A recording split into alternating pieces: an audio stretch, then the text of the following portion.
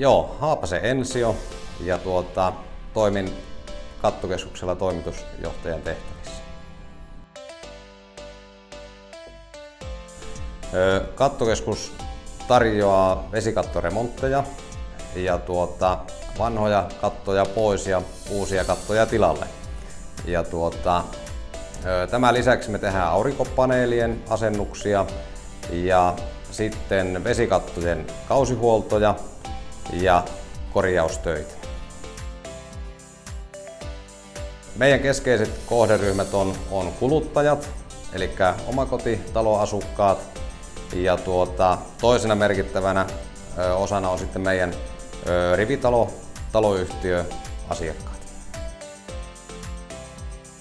No, kyllähän työstä tekee mielenkiintoisia ja niin kuin pidän siitä, että on hyvin vaihtelevaa.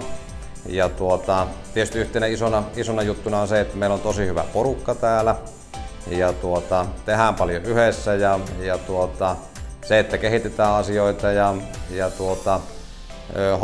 hommissa nähdään oma kädenjälki, niin se kyllä motivoi mukavasti.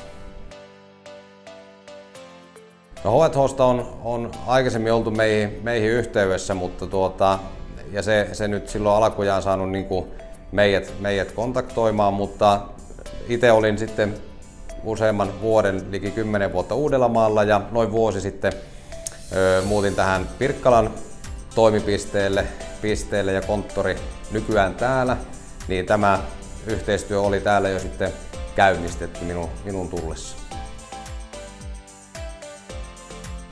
No joo, yhteistyö H&H:n kanssa on ollut hyvä. Näkee tietysti paikoista, että yhteistyö pelaa.